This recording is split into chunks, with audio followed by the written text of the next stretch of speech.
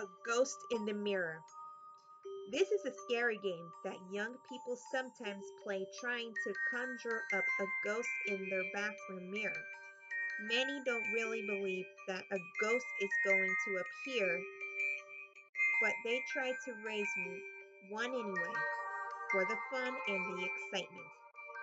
Some are willing to settle for any ghost, but others have a particular ghost in mind.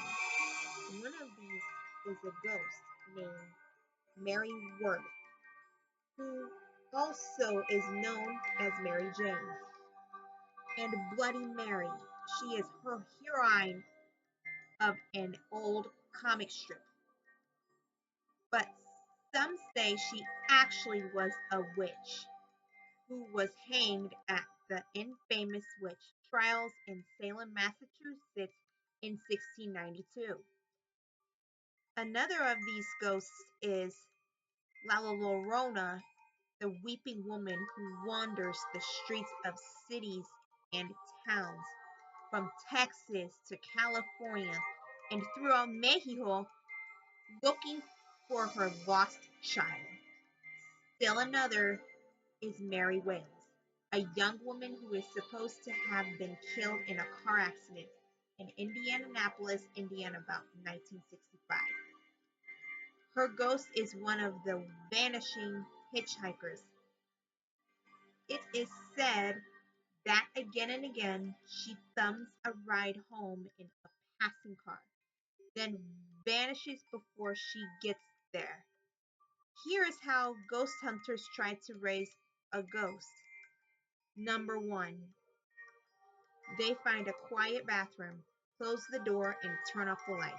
Number two, while they stare at their face in the mirror, they repeat the ghost's name usually 47 times or 100 times. If any ghost will do, they say any ghost in place of a name. If they do manage to raise one, its face will slowly replace their face in the mirror. Some say a ghost is likely to be angry at being disturbed.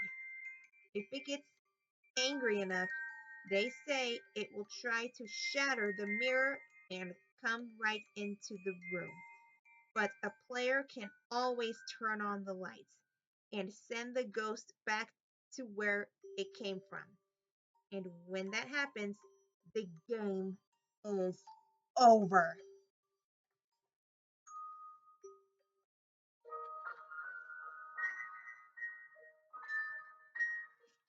The window. Margaret and her brothers, Paul and David, shared a small house on the top of the hill just outside the village. It was so warm one summer's night that Margaret could not sleep. She sat up in bed in the darkness of her room, watching the moon move across the sky. Suddenly, something caught her eye. She saw two small yellow-green lights moving through the woods near the graveyard at the bottom of the hill. They looked like the eyes of some animal, but she could not make out what kind of creature it was. Soon the creature left the woods and moved up the hill toward the house. For a few minutes Margaret lost sight of it. Then she saw it coming across the lawn toward her window. It looked like something like a man, and yet it didn't. Margaret was terrified. She wanted to run from her room, but the door was next to her window. She was afraid the creature would see her and break in before she could escape. When the creature turned and moved into another direction, Margaret rushed to the door, but before she could open the door, it was back. Margaret found herself staring through the window at a shrunken face like that of a mummy. Its yellow-green eyes gleamed like a cat's eyes. She wanted to scream, but she was so frightened but she could not make a sound. The creature broke the window glass, unlocked the window, and crawled inside. Margaret tried to flee, but the creature caught her. It twisted its long, bony fingers into her hair, pulled back her head, and sank its teeth into her throat. Margaret screamed and fainted. When her brothers heard her piercing scream, they rushed to her room, but by the time they got the door unlocked, the creature had fled. Margaret lay on the floor, bleeding and unconscious, while Paul tried to stop the bleeding. David chased the creature down the hill toward the graveyard, but soon he lost sight of it. The police thought it was the work of an escaped lunatic who believed he was a vampire. When Margaret recovered, her brothers wanted to move to a safer place where it would be harder to break in, but Margaret refused. The creature would never come back.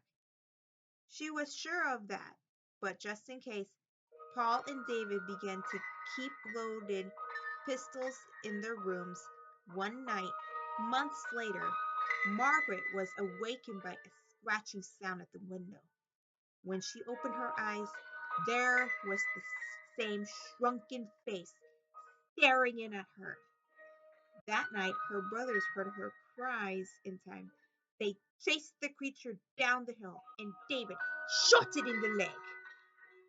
But the creature managed to scramble over the graveyard wall and disappeared near an old burial vault.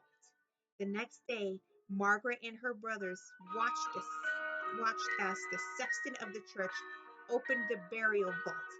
Inside was a horrifying scene. Broken coffins, bones, and rotting flesh were scattered all over the floor. Only one coffin had not been disturbed. When the sexton opened it, there lay the creature with the shrunken face that had attacked Margaret. The telltale bullet was in its leg. They did the only thing they knew of to rid themselves of a vampire.